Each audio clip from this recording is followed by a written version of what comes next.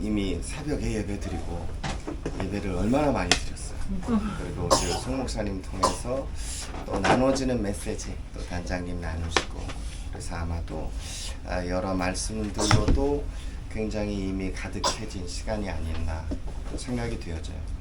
근데 오늘 잠시 영국에서 멘토가 뭘 하고 있는 건가, 그리고 이것이 무슨 의미가 있을까, 이 땅에서 그 내용을 제가 간략히 정리해 주는 게 좋겠다라는 생각이 들었어요. 왜냐하면 우리는 다 예수님의 증인이지만 저 같은 경우는 또 영국에서 하나님이 하시는 일에 대한 증인이기도 하거든요. 지난 시간들 동안에 하나님이 어떤 이들을 통하여서 어떤 일을 하셨고 그 부분에 대한 결실이 무엇이었는지를 저는 지켜볼 수 있는 특권이 있어. 프랑스에서는 증인이 아니야. 왜냐하면 몰라. 근데 영국에서는 하나님이 하신 일에 대한 어느 정도 증인이고, 그리고 멘토를 저는 사역으로 멘토를 힘을 아는 게 아니고 사역을 보기 전에 멘토를 미리 알았어. 그래서 뭘 하는지도 모르는 상황에서 어떻게 예전에 알게 됐어요. 그러다 보니까 그게 오히려 더 나아요. 그러니까 만약에 멘토를 사역으로 봤으면 전 사인 받으러 다녔을 거예요. 이런 대단한 팀을 내가 이렇게 만나고 있구나라는 걸 감히 내가 그냥 막 이랬을 텐데, 그러기 전에 만나고 봐서 그냥 멘토 팀을 사역으로 알기 전에 한 사람 한 사람 하나님 앞에 헌신된 그렇게 한 사람 한 사람으로 알게 된 것이 더욱더 지금도 그래요. 지금도 멘토팀이 사역을 하다 보면 저는 자꾸 다른 생각이 드는 거예요. 저 무릎 괜찮겠나, 저렇게 하다가 저렇게 연이어서 저렇게 하면은 하루는 좀 쉬어야 될 텐데 어떡하나, 애들은 어디서 머무나, 뭐 이렇게 괜찮나, 뭐 이런 거. 사역은 잘 안 보이고 그런 게 자꾸 보이다 보니까 우리 오기 전부터 아마 여러 씨름들을 했을 것 같아요, 영국에. 왜냐하면 나라마다 넘어야 될 산이 다르거든요.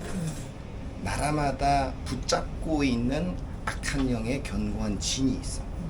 영국은 영국의 진이 있고, 또 이스라엘은 이스라엘의 악한 영들의 진이 있어서 어느 나라로 가든지 간에 그 나라에 가기 전에 겪는 믿음으로 넘어야 되는 산들의 종류와 내용과 깊이가 달라요.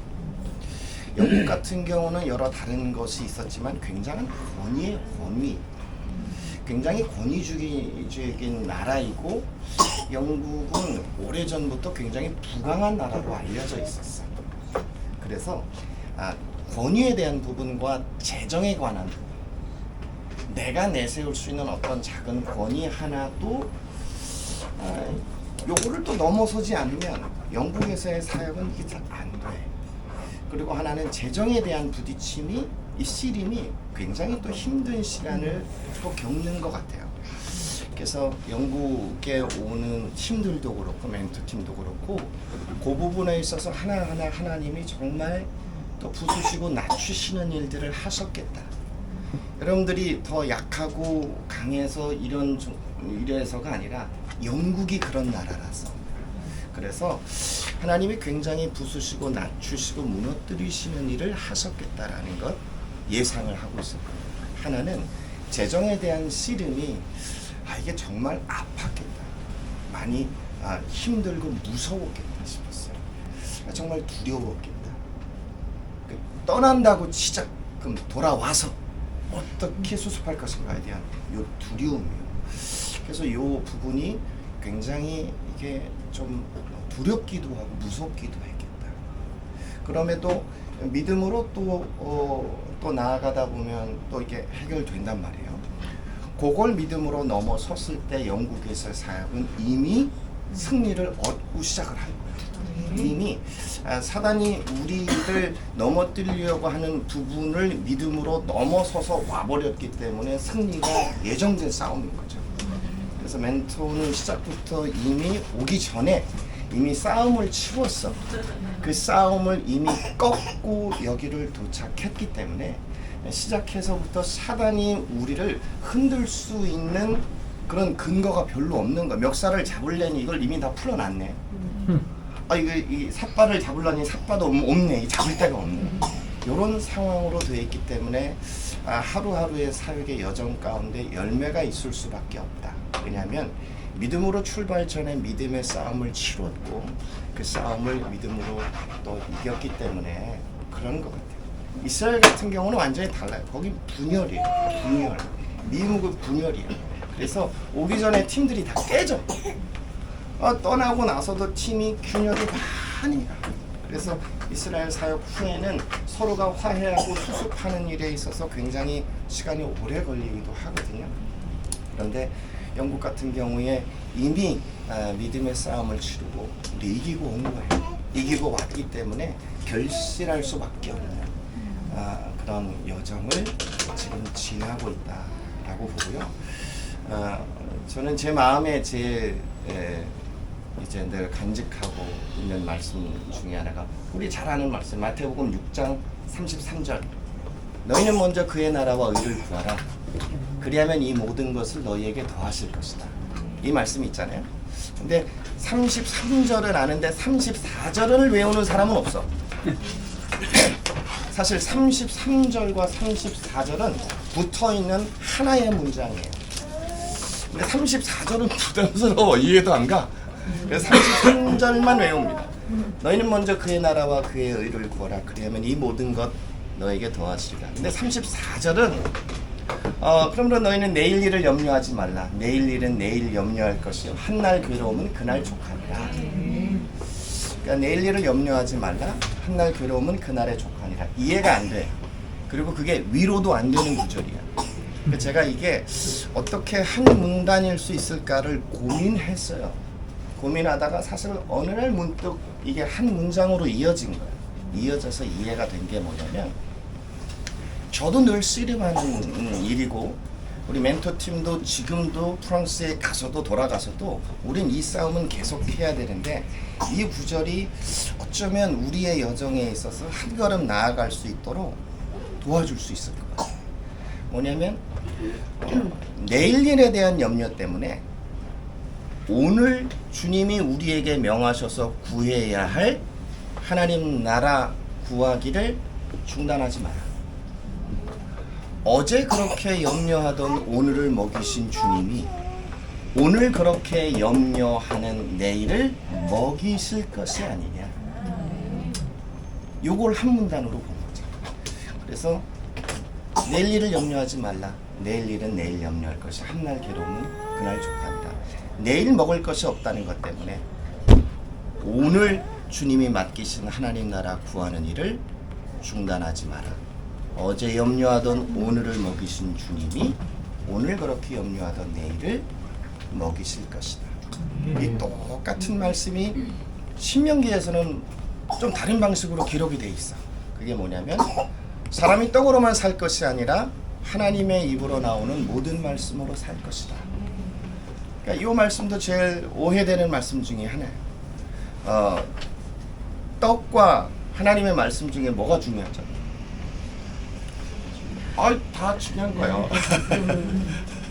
그래서 말씀이 떡보다 더 중요하다는 말씀을 하시는 것이 아니라 이거 광야에서 주신 말씀이에요. 40년 동안 떡을 누가 주셨냐? 라고 하면 하나님이 주셨다. 땅을 파서 씨를 뿌려서 곡식을 얻어본 적이 없거든요. 우물을 파서 물을 얻어본 적이 없어. 그래서 만나와 메추라기로 먹이셨고 따라다니는 반석으로부터 물이 터져 나왔대요. 40년 동안에.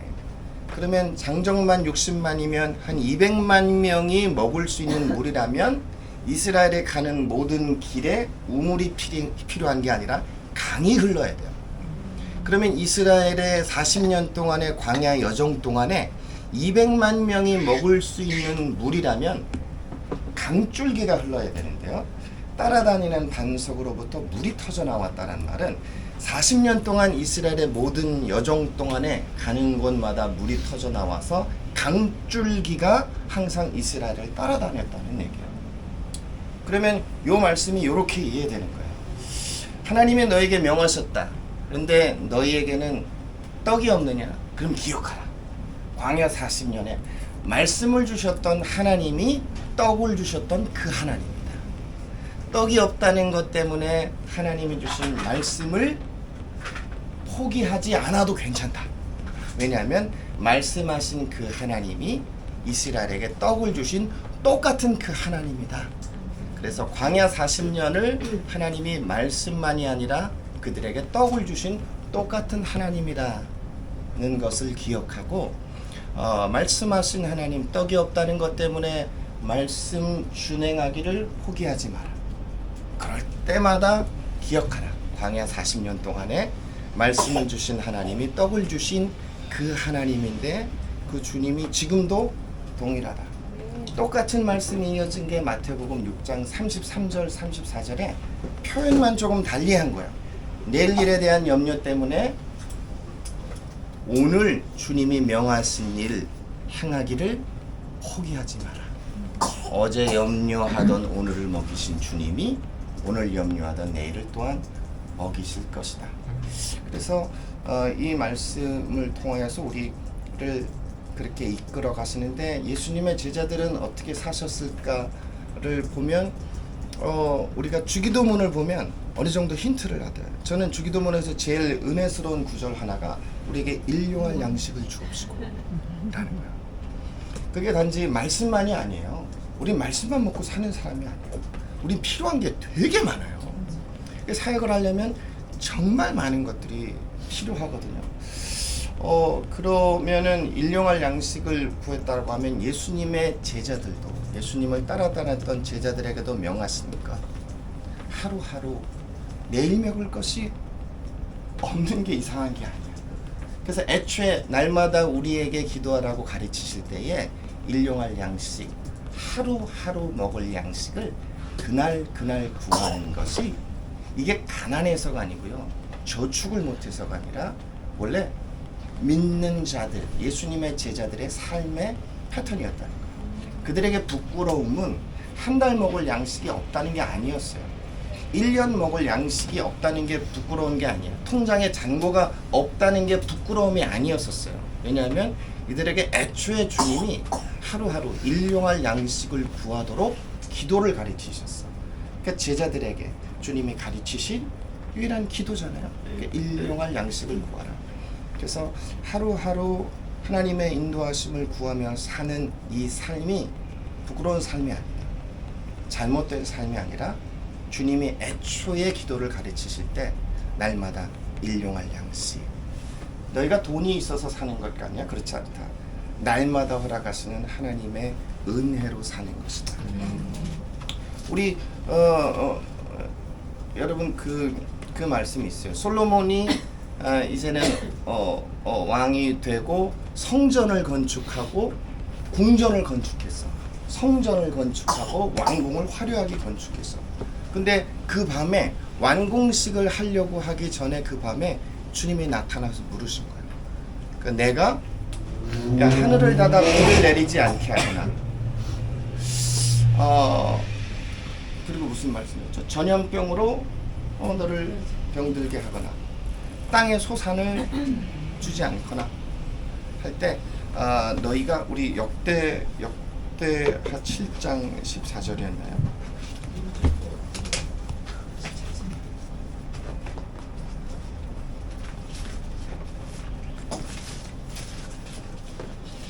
네, 역대하 7장 13절에 보니까 내가 하늘을 닫고 비를 내리지 아니하거나 혹 메뚜기들에게 토산을 먹게 하거나 혹 전염병이 내 이름 가운데 유행하게 할 때에 내 이름으로 일컫는 내 백성이 그들의 악한 길에서 떠나 스스로 낮추고 기도하여 내 얼굴을 찾으면 내가 하늘에서 듣고 그들의 죄를 사하고 그들의 땅을 고칠지라.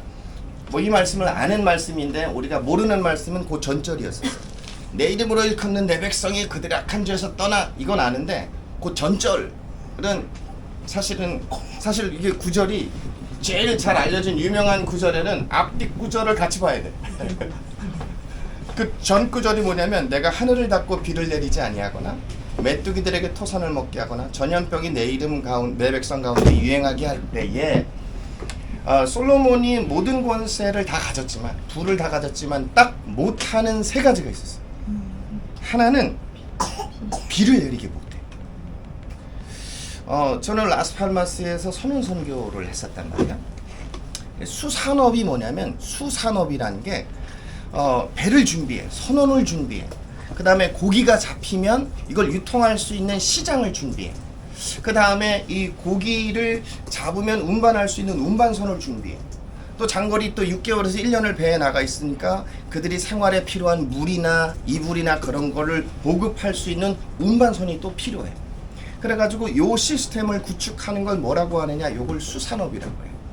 딱 못하는 게 하나가 뭐냐, 고기를 키우시는 분이 하나님이시라는 거예요.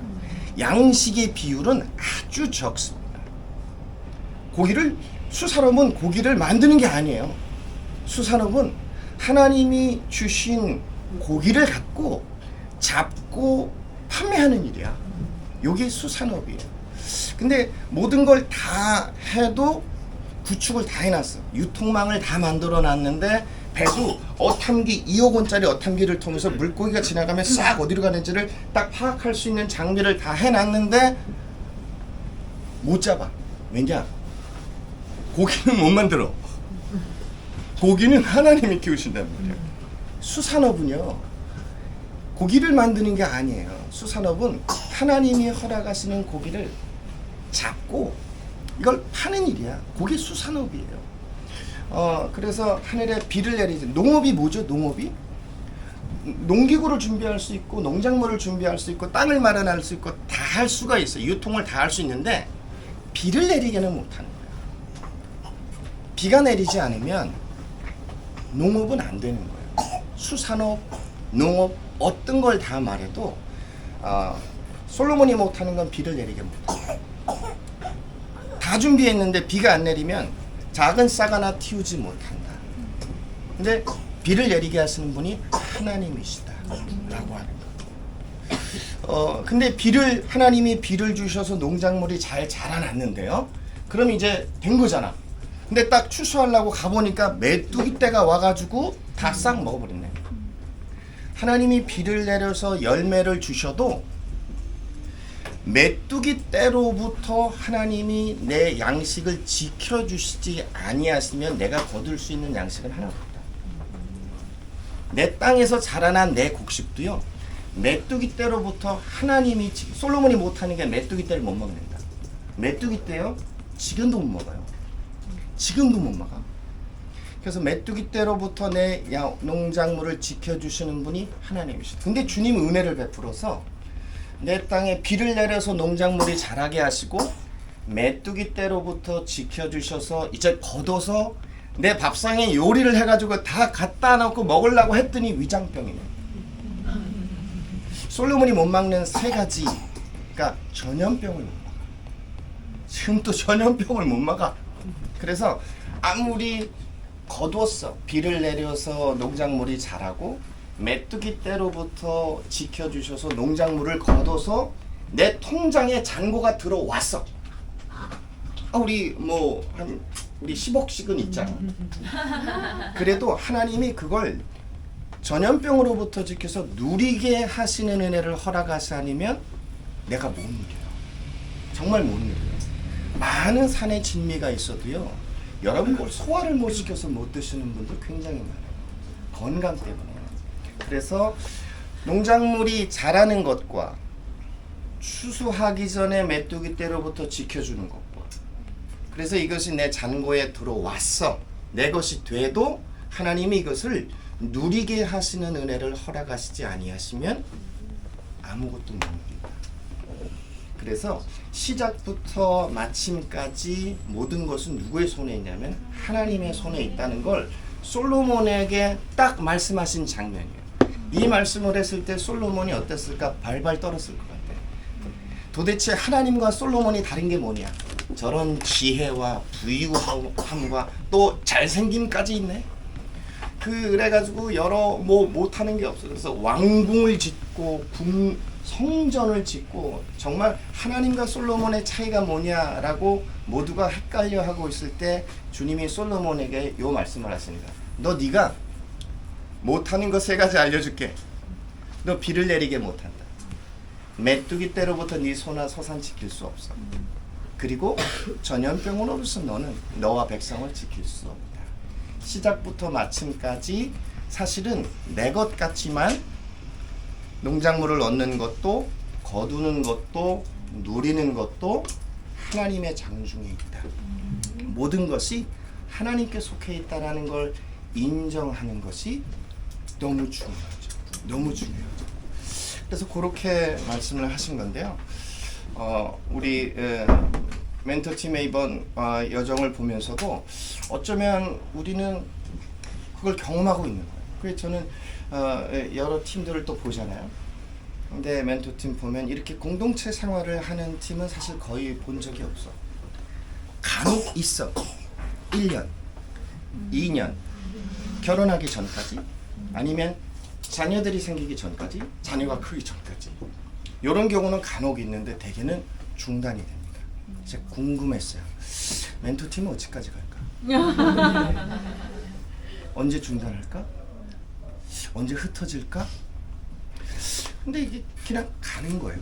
근데 멘토팀에게 없는 게 뭐냐? 따라갈 사람이 없어.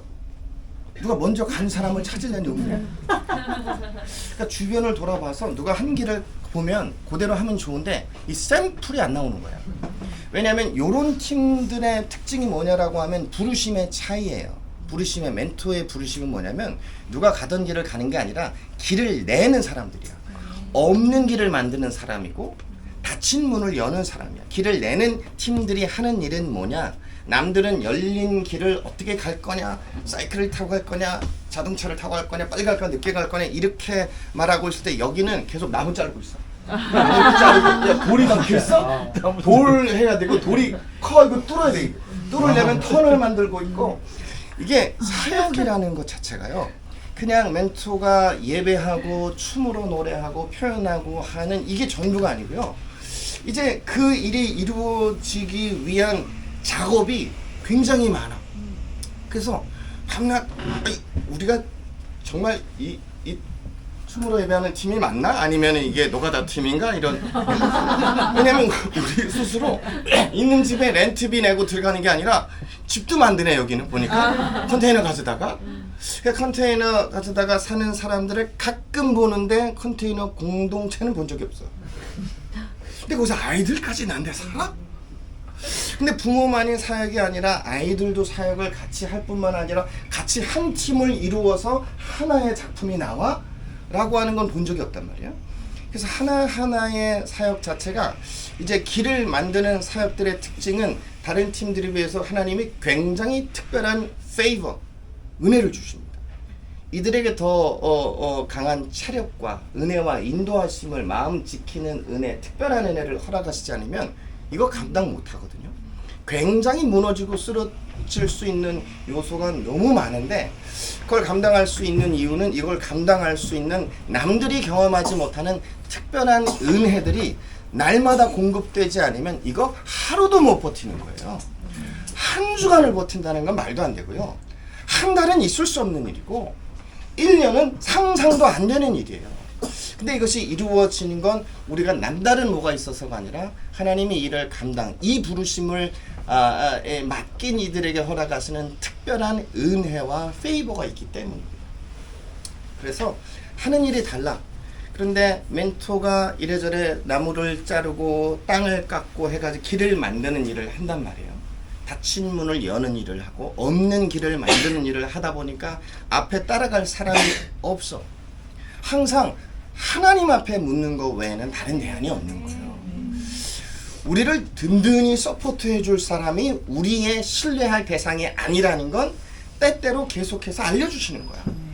이분을 믿고 있었더니 또 안 되고 이분에게 신뢰를 했더니 또 이게 안 되고 하는 일들이 있을 수밖에 없는 거야. 있을 수밖에 없는 거예요. 왜냐하면 멘토는 날마다 하나님 앞에 묻고 그 은혜를 구하지 않으면 한 발짝 나아가기도 어렵거든요. 그래서 끊임없이 다른 모든 팀에 비해서 훨씬 더 많은 작업을 하는 것, 머무르는 것 같지만 계속해서 하나님 앞에 물어서 다음 스텝이 뭔지를 묻는 게 이게 그렇게 중요한 작업이에요. 다음 스텝을 묻는 게 이렇게 중요한 작업이야. 빨리 가는 게 중요하지 않아요. 간혹 한 달을 머물 수 있고 6개월을 머물 수 있고 1년을 머물 수도 있어. 광야 이스라엘이 그랬거든요. 빨리 가면 되는데 꼭 그게 답은 아니야. 그냥 주님이 가라고 하실 때 가는 게 그게 답이야. 왜냐하면 가나안에 빨리 들어가는 게 목적이 아니었거든요. 왜냐하면 거긴 40년 거리가 아니라 40일 거리야. 40일 거리를 40년을 갔단 말이에요. 뭘 시키기 위해서? 순종 안 했기 때문에? 아니요. 순종하는 것이 순종해서 뭔가를 했다가 문제가 아니고요. 순종하는 것이 하나님의 일이에요. 기다리라 하실 때 기다리는 동안 아무것도 못했습니다가 아니고요. 기다리라 하실 때 기다리는 것이 하나님의 일이야. 그것의 기다림 가운데 하나님이 주시는 은혜가 하나님이 받으시는 기쁨이 더 큰 거야. 기다리라고 하는데 일을 해서 뭔가를 주를 위해서 해드리는 건 말고요. 그냥 주님이 멈춰 있으라 하시는 상황에서 멈춰 있는 것이 그게 하나님이 받으시는 일이거든요. 하나님이 받으시는 예배라서 간혹 머무르는 시간이 한 달이 되기도 2달이 되기도 6개월이 되기도 정말 1년이 될 수도 있는 것 같아요. 근데 하나님 앞에 계속 묻는 게 멘토에게 있어서는 중요한 일이고, 그리고 머무르라 하실 때 머무르는 것이 아무것도 안 하는 것이 아니라 그것이 하나님의 일이란 말이에요. 그것이 하나님이 받으시는 예배고 기쁨인데, 이런 경험이 다른 많은 팀들에 비해서 훨씬 더 많을 수 있겠다. 마치 낮에는 또 구름 기둥으로, 밤에는 불 기둥으로 주님이 지키시고, 기둥이 뜨면 이동하는 거. 이 삶이 굉장히 선택의 여지가 없어. 선택의 여지가 없이 주님이 가라 하실 때 가고 머물라 하실 때 머무는 이 일 자체가 이 순종이 하나님의 뜻이다. 순종해서 이루어낸 결실이 뭐냐가 아니고요. 순종하는 일 자체가 하나님이 받으시는 예배가 되어지는데, 어쩌면 이런 일들을 멘토팀처럼 이렇게 경험한 팀이 또 있을까? 왜냐면 여긴 역할이 달라요. 그런데 이렇게 한번 열어놓으면 주변에 사람들이 뭐하고 있냐? 다들 멘토팀을 관찰하고 있어. 한번 저 다음은 아무리 해도 답이 안 나오는데요. 저기서 그 다음이, 그러니까 멘토, 지금이 몇 월 달이죠? 7월이잖아요. 멘토에게 8월이 있을까요? 주변에선 답이 안 나와. 멘토의 8월은 뭘까? 멘토에게도 8월이 있어? 그럼 들어가면 멘토에게 9월이 있어? 왜냐면 다른 사람들 가본 적이 없거든. 가본 적이 없어서 멘토를 통해서 뭘 보게 되어지냐? 하나님이 하시는 일을 볼 수밖에 없어. 왜냐면 우리 답이 안 나온단 말이야. 답이 나오면 야, 그 사람 유능하네.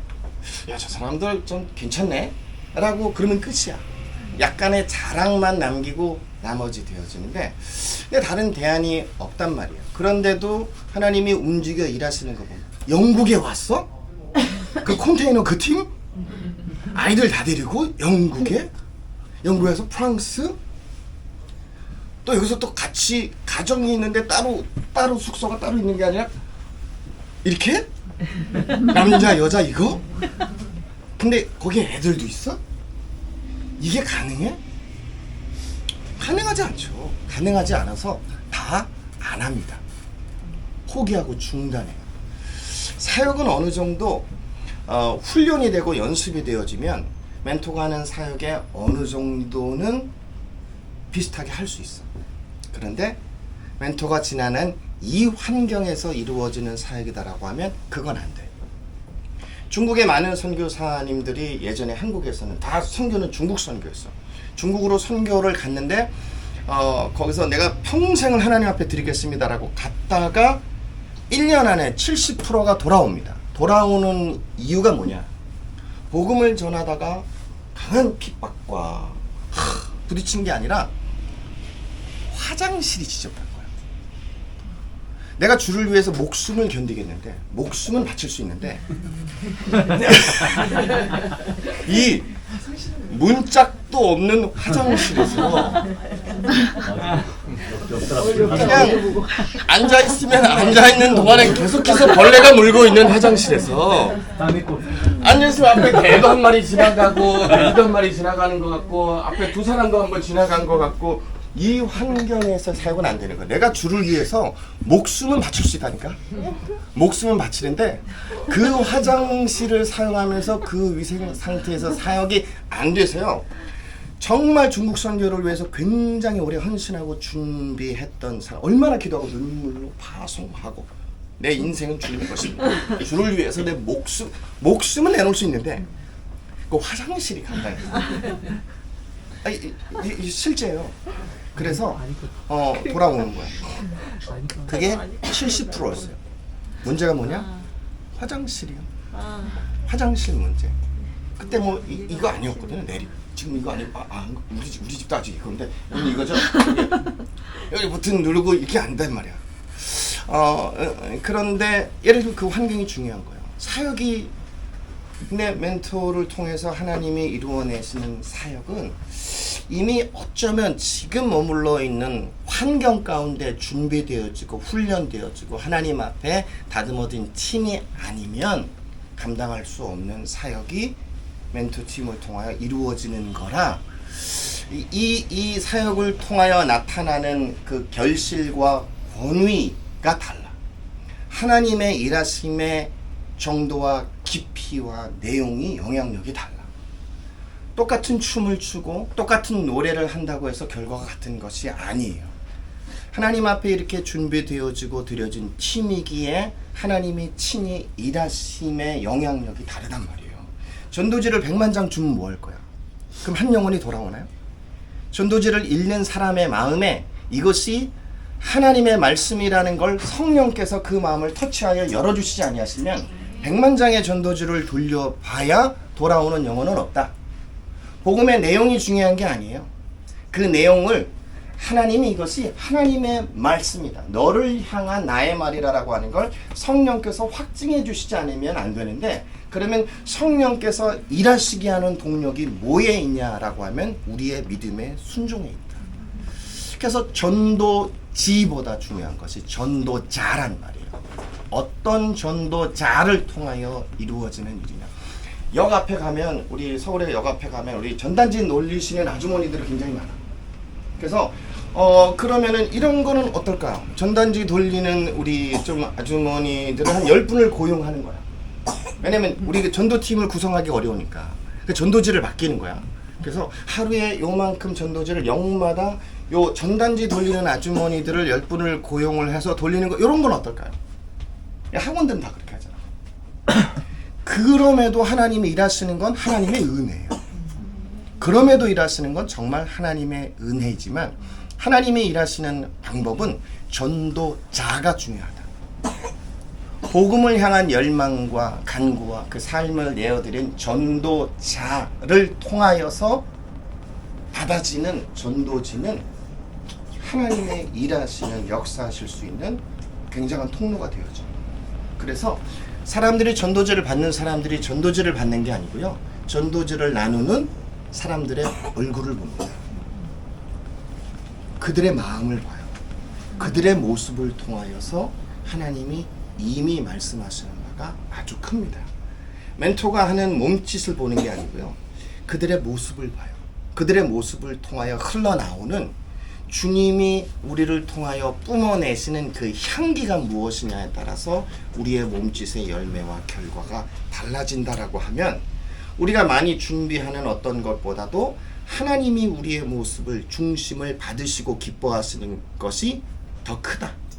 그래서 구약에서도 말 못하는 말주변 없는 대표적인 두 사람을 성경이 공공연하게 기록한 두 사람이 있는데 한 사람이 모세 또 한 사람이 바울이에요.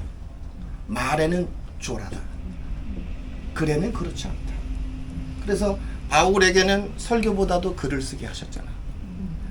그래서 그가 어떤 우리의 말주변이 문제가 되는 것이 아니에요. 정말 하나님이 내 중심을 받으셔서 어떻게 일하시는지가 중요한 건데 멘토는 이 사역을 위해서 준비되어진 건 컨테이너에 머무는 과정들 그 안에서 하나님 앞에 답을 찾기 위해서 얼마나 많이 씨름했겠냐고요. 얼마나 많이 다퉜겠어요. 아니 각자 가정마다 상황이 다르잖아요. 저는 멘토 보면서 여기 올 때 기도할 때 주셨던 마음이 그거였었어요. 문화선교팀이다라고 하는 건 맞아. 그럼에도 하나님이 일하시는 방법은 모르는 거예요.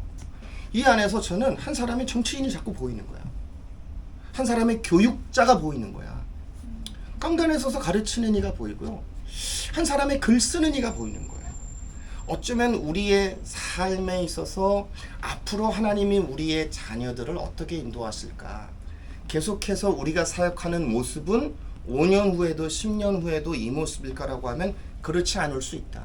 어떤 사람들은 이렇게 예배자로 준비되었지만 예배자로서 어떤 이들은 정치의 영역 가운데 하나님이 행하시는 일을 나타내는 이가 있고 어떤 이는 또 교육자의 영역에서 가르치는 일을 담당하는 일이 있을 수 있겠구나.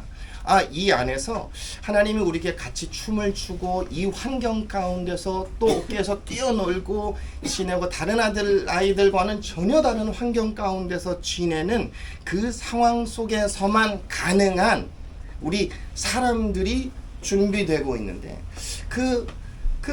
일반적이지 않은 독특한 사람들을 하나님은 여러 영역으로 보내시고 그들을 통하여서 정말 하나님이 하시는구나.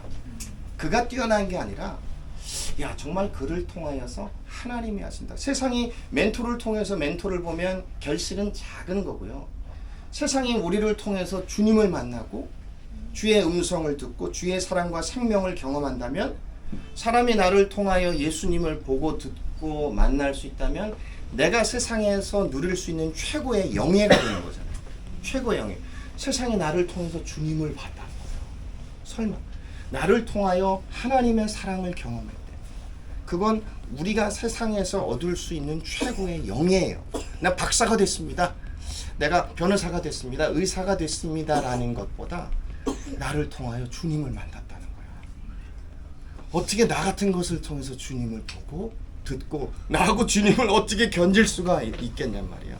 근데 주님 앞에 드려진 깨어지고 부서져서 드려진 내 모습을 통하여서 세상이 나를 통해서 예수 그리스도를 보고 듣고 만날 수 있다면 내가 누릴 수 있는 최고의 영예는 바로 그거죠.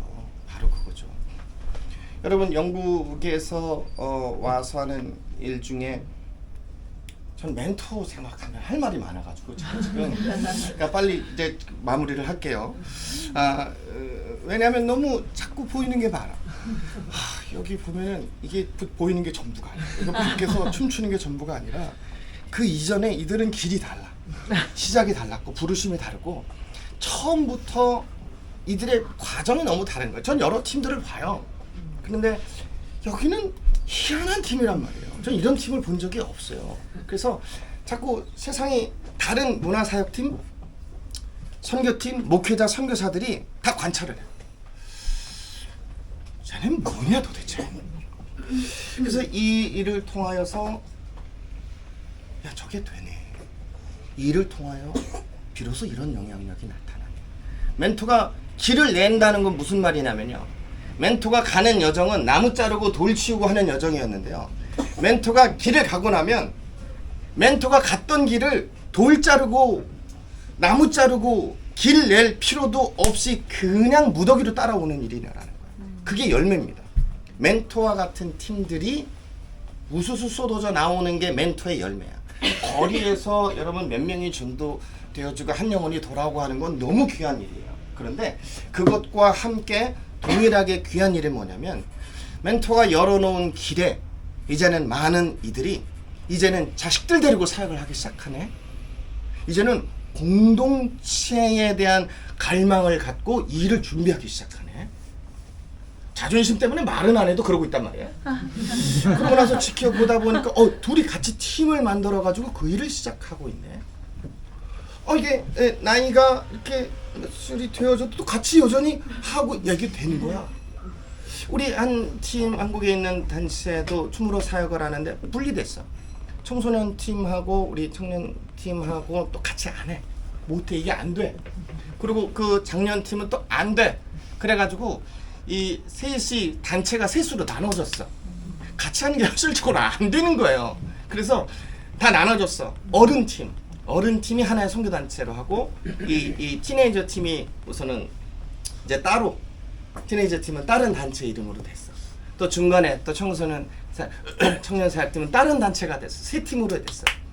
대개는 그렇게 나누어지는데 이게 어떻게 하나의 작품이 나오지? 이렇게 이게 하나의 작품이 나오지 하는 걸 보고 이제는 그걸 시작한단 말이에요.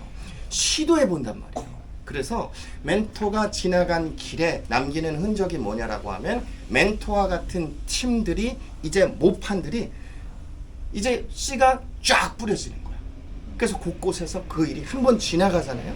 멘토와 같은 사역들이 이제는 시작하는 거야. 시작하고 부딪히면서 씨름하면서 그래도 멘토가 겪었던 걸 겪는 건 아니에요. 길을 여기서 내지만 뒤에 오는 이들은 굉장히 수월하게 따라가. 앞에 간 길을 어느 정도 따라가면 답이 나오거든. 그래서 뒤에 따르는 이들의 여정과 멘토의 여정은 사역 내용은 비슷해 보일 수 있어도 전혀 다른 팀입니다. 전혀 다른. 과정 자체가 다르다. 그래서 이 부르심은 정말 하나님이 특별하게 맡기시는 이들이 아니면 감당할 수 없다. 그러니까 누가 함부로 멘토 못 건드리는 거야. 왜냐하면 주님이 굉장히 특별 관리 대상이거든. 야, 너 저리 가. 여긴 아니야. 너희가 범접할 영역은 아니니까 너는 가. 그리고 주님이 특별히 보호하시고 인도하시는 팀이 전 멘토라는 것에 대해서 경험하고 있어요. 제가 알고 있어. 영국에 왔을 때 제가 결론을 빨리 낼게요. 영국에 왔을 때 우리 2006년 저는 이제 99년에 왔는데 2006년에 주님이 전환기를 주셨어. 이렇게 요런 방에서 모여서 교회 기도 모임을 하는 중에 주님이 영국을 위해서 기도할 때 주님이 영국 교회가 죽어갑니다. 주님 이 불쌍한 영국 교회를 살리시고 하면서 전처럼 기도하되 눈물도 흘리고 기도를 했어. 주님이 좋아하실 만한 분위기였는데 제 마음 아니 딴 때 같으면 주님이 굉장히 흡족해 하시겠다라고 저도 야, 이쯤 되면 주님이 기뻐하시는 그런 환경이 됐어 라고 하는데 주님이 제 안에 호통치시는 목소리가 들렸는데 2006년 이후로 지금까지 그것이 저의 사역의 방향의 전환점이 됐어요. 그게 뭐냐, 내 교회를 죽었다 말하지 마라. 내가 살려낼 것이고 그 일을 이미 시작했다. 내 교회를 죽었다 말하지 마라. 내가 살려낼 것이고 그 일을 시작했다. 그리고 그 밤에 집에 와서 잠이 드는데 저는 혼란스러웠어요. 주님이 기뻐하시지 않고 화를 내시는 것처럼. 평상시에 저한테는 화를 자주 내시긴 하지만 그래도 그 상황은 화내실 상황이 아니었는데 난데없이 난 엄청 서운한 마음이 있었죠. 이게 사단의 역사인가? 이게 뭐지? 막 이러고 있었는데 밤에 눈을 감는데 이게 쫙 하나가 펴진 게 바둑알이, 검정색 바둑알이 몇 개가 딱 펼쳐지는 거예요. 그러더니 갑자기 하나에서 띵 소리 나면 띵 하더니 검정돌 하나가 흰돌로 바뀌었어. 그러더니 주님이 내게 물으십니다. 이것이 살았느냐 죽었느냐 라고 물으십니다. 그래서 그때 딴 때 같으면 여러분 100 중에 99가 죽은 거면 죽었다고 해도 법적으로 하자가 없어. 99%는 100%라고 인정을 해도 하자가 없는 거야. 그런데 그때 주님이 하신 말씀이 있어서 제가 흥분해서요 자다 말고 소리쳐서, 왜냐면 그때 내 부르심을 받은 거거든. 영국에 대한 새 부르심을. 와 주님 살았습니다. 하나를 살려내신 것처럼 나머지도 살려내실 것입니다 라고 제가 선포했어요. 그것이 이제 이 땅을 향한 너의 말이다, 너의 일이다 라고 딱 못을 박아 놓으셨어. 제가 안 하는 게 아니고요, 못하는 일이 뭐냐면 영국 교회가 죽어간다는 얘기를 나는 못해. 안 하는 게 아니에요. 말씀을 받았다는 건요, 이제 그래서 제가 좀 실감나게 깨달았어. 말씀을 받았다는 건 그냥 내가 애써서 지키려고 애쓰는 게 아니야. 하고 싶어도 난 못해. 너무 분해했거든. 그래서 저의 역할은 뭐냐라고 하면 하나를 살려, 내 눈에 작아 보여도 하나님이 행하신 일을 말하고 증거하고 자랑하는 거예요. 그것이 하나님의 나라를 선포한다는 거구나라는 걸 제가 그때 경험한 거예요. 하나님이 죽어가는 현실은 100을 말하여도 달라지는 건 없지만 하나의 사랑하는 현실, 하나님이 행하시는 일이 내 눈엔 작아 보여도 하나님이 행하신 현실을 하나를 말하고 선포할 때 하나를 살려내신 것처럼 나머지를 살려내실 것입니다 라는 선포와 함께 하나님의 기뻐하심이 내 마음에 물이 딱 터지듯이 터져 나오는 걸 보는 거예요. 여러분, 기도하든지 우리가 하나님의 뜻을 행하든지 간에 나는 하나님이 기뻐하시는 일을 한다고 했지만 하나님이 기뻐하시는 것을 느끼고 경험하지 못하면 우린 더 못해요. 하나님이 기뻐하심을 느껴요. 정말 하나님의 기뻐하심을 제가 경험하기 시작한 거예요. 그래서 와, 이거 하나님 기뻐하시는 일이구나. 내 눈에 작아 보여도 한 영혼을 살려내셨다면 나머지도 살려내실 것입니다. 하나님 이 지역에서 이 교회 청년들을 살려내셨다면 하나님 나머지도 살려내실 것입니다 라고 믿음으로 선포할 때 그와 같은 일들을 조만간 머지않아서 계속해서 소문을 듣게 되어지는 걸 보면서 하나님 나라는 이렇게 전하는 거구나. 내 눈에 작아 보여도 하나님의 행하신 일을 말하고 선포하기 시작할 때 하나님이 행하시는 걸 본다. 그리고 그날 북한을 위해서 기도했었어요. 전과 똑같이 눈물을 많이 흘렸어요. 주님, 북한의 교회가 너무 불쌍합니다. 마음껏 고개를 들고 예배할 수 없고 기도할 수 없는 저들을 하나님 구원하여 주셔서 회복하여 주셔서 저들이 마음껏 하나님을 예배할 수 있도록 하나님 인도해 주세요라고 정말 간절한 마음으로 눈물로 주님이 기뻐하실 법한 분위기였는데 그때도 똑같이 동일한 어조로 화를 내시는 걸 보고 그 뒤로 고난받는 교회와 성도에 대한 저의 입장이 달라졌습니다. 그게 뭐냐면 내 교회를 예수 이름 때문에 고난받는 교회를 불쌍하다 말하지 마라. 불쌍한 것이 아니라 영광스러운 것이다. 그들을 통하여 얻은 기쁨으로 내가 나만을 살리고 열방을 축복하고 있다. 북한에 있는 지하 교회들이 아무것도 안 하는 것이 아니고요. 예수 이름 때문에 핍박받고 고난받고 죽임을 받는 그 모습으로 하나님이 받으신 기쁨으로 나만을 축복하신다라고 볼 때 여러분, 스데반 집사님이 복음을 전하였지만 아무도 그 자리에서 하나님을 예수님을 믿었다는 구절은 없고 돌로 쳐 죽였단 말이에요. 그런데 그 돌로 치려는 그들의 모습 앞에 스데반의 얼굴이 천사의 얼굴 같았다. 천사의 얼굴이라는 표현의 유대인의 이스라엘의 표현은요, 이건 사람의 얼굴이 아니라 하나님의 얼굴이라는 의미를 천사의 얼굴이라고 표현합니다. 이 얼굴은 사람에서 대학에 붙었어요. 와! 이래서 나오는 기쁨하고는 차원이 다르다는 거예요. 이건 하늘에 속한 기쁨이다. 근데 천사의 얼굴 같았을 때 스데반은 하늘로 올려봤더니 예수님이 하늘에서 내려다보고 계셨잖아요. 그래서 내가 주를 위해서 전 그 기쁨이 이해가 됐어. 그 말씀과 함께 그 기쁨이 돌을 또 쳐 죽이려고 하고 있는 상황에서 천사의 얼굴과 같았는데 주님이 내려다보고 계시고 건져내지는 않으시고 그냥 보고만 계시네. 주님, 이때인데 주님 좀 늦으시면 이제 큰일 날 것 같은데 거의 던졌는데 지금 주님 이제 자꾸 보고만 계시면 이런 혼란스러움이 아니고요. 이걸 보면서 내가 주님으로 말미암아 생명을 얻은 내가 주의 이름을 전하다가 내가 이렇게 고난을 받지만 이 모습으로 주의 이름을 전하다가 내가 이렇게 죽임을 당하여 주님 앞에 갑니다라고 하는, 이제는 주님을 대면하여 곧 볼 것이다 라는 기쁨이 이제는 돌에 맞아 죽는 것에 대한 두려움과 아픔을 압도한 거예요. 야, 이제 내가 그렇게 닮아가던 주님을, 그 주님이 전하라 하시는 복음을 전하다가 이제는 주님을 곧 대면해서 주님의 복음을 전하다가 주님을 죽임을 당하여 주님을 대면하여서 그렇게 영광스러운 모습으로 볼 것을 생각하니 그 얼굴이 압도하여서 천사의 얼굴로 뒤덮여버리는 거예요. 하늘의 기쁨으로. 저는 이 기쁨이 있는 교회가 어디냐? 북한이라고 말해요. 많은 사람들이 말해, 북한의 교회는 살아남을 생존할 것이냐 아닐 것이냐. 저는 안 봐도 너무 확신하게 알아. 북한의 교회는 어마어마하게 부흥하고 있어요. 세상이 경험하지 못하는 정말 하나님의 놀라운 기쁨으로 예수 이름 때문에 죽임을 당하는 이 일로 말미암아 주님이 이제는 주님을 대면하여 가장 영광스러운 모습으로 주님을 대면하여 볼 것에 대한 기쁨이 그들 안에 충만하여서 그 충만한 기쁨으로 인하여서 더 많은 영혼들이 하나님 앞에 나아올 수밖에 없다. 그래서 예수 이름 때문에 복음을 위하여 고난받는 것을 불쌍하게 여기지 마라. 마치 주님이 주님의 자녀, 사랑하는 자녀 제대로 돌보지 못해서 고난당하는 것처럼 여기지 마라.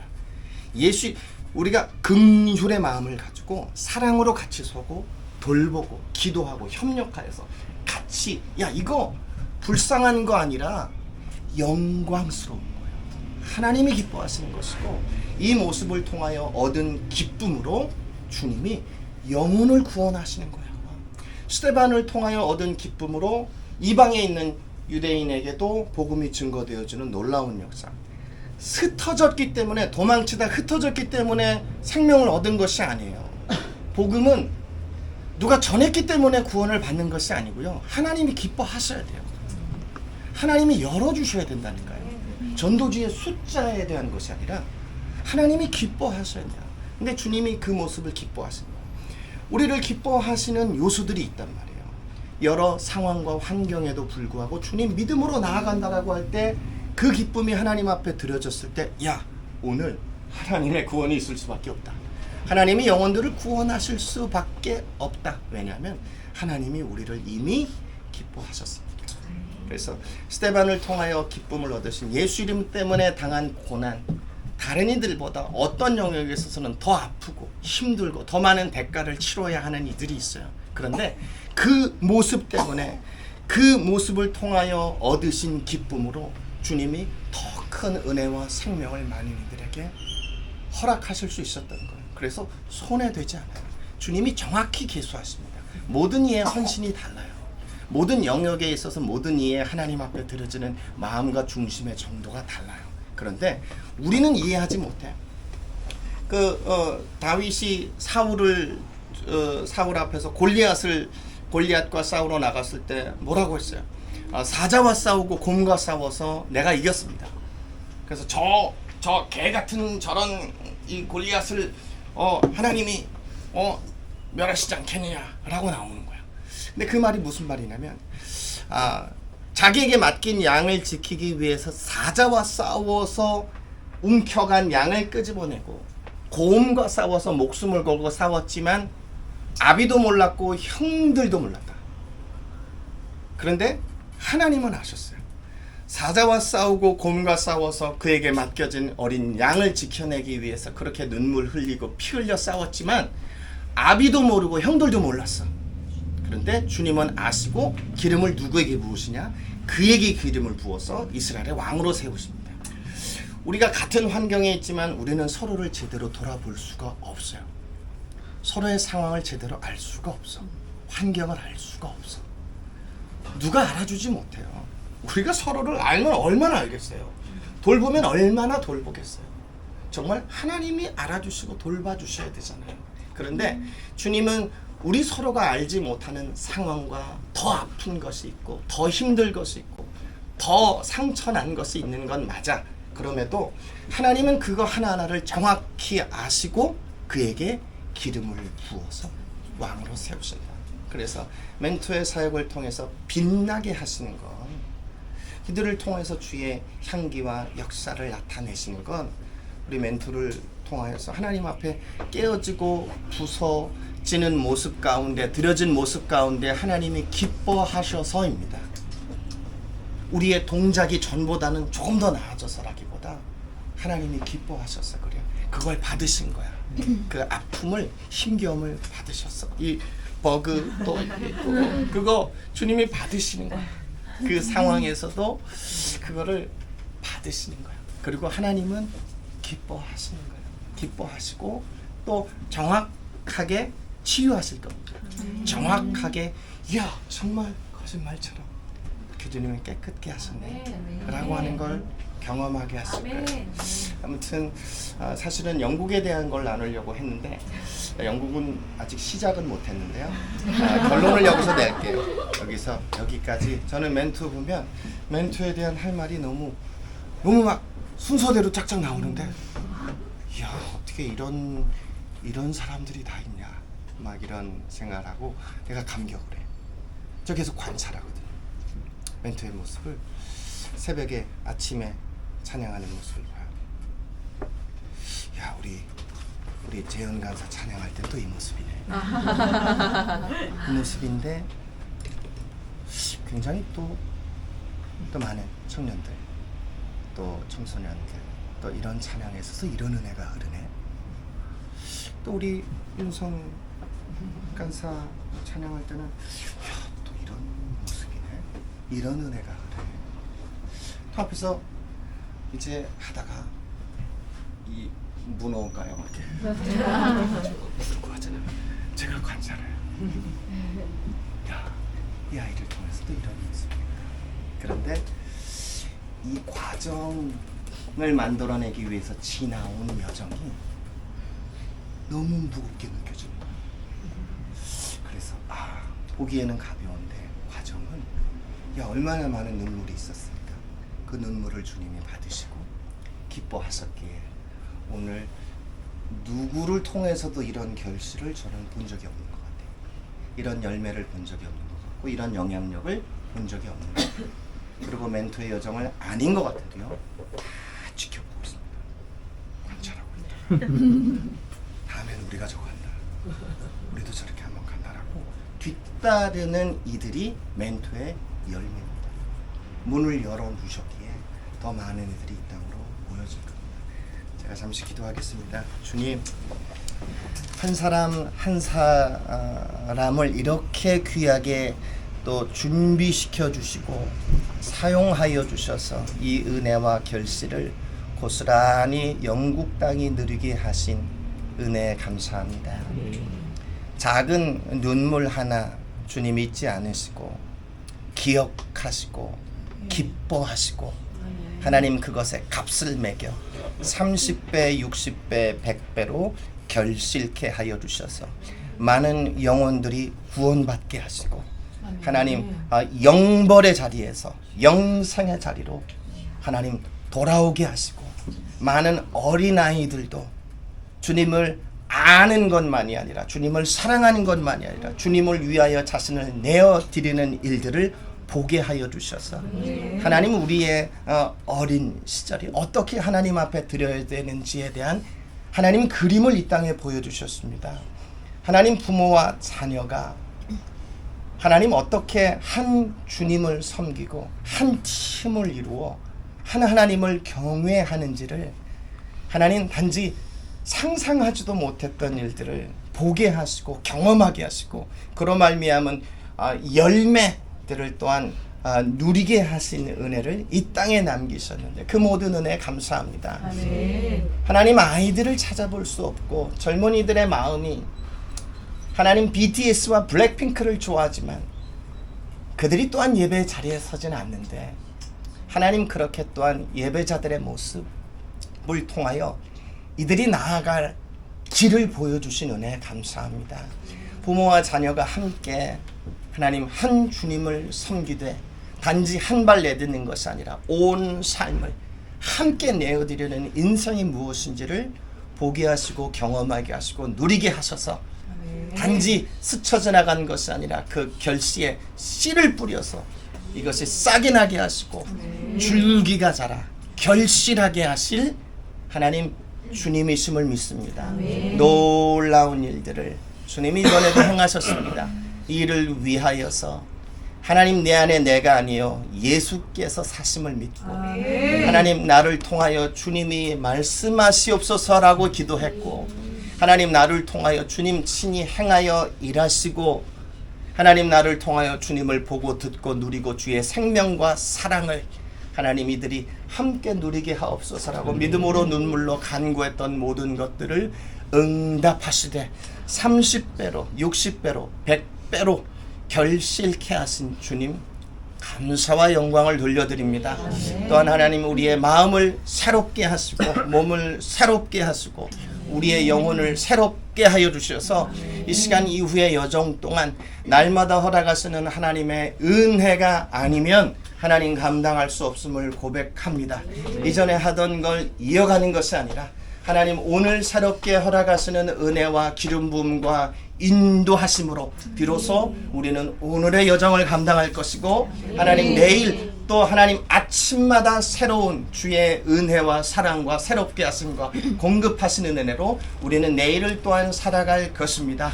하나님 앞으로의 모든 여정 위에도 하나님 이전보다 더 놀라운 날마다 새로운 은혜와 사랑을 깊이 누리게 하시고 경험하게 하시고 즐거워하게 하여 주셔서 하나님 어린 자녀에 이르기까지 주님을 알고 하나님 믿고 사랑하고 그들의 삶을 하나님 즐거이 헌신하는 새벽 이슬들이 되게 하여 주셔서 주님 오실 길을 예비하는 이 일에 하나님 가장 복되고 귀하고 아름답게 사용하시옵소서.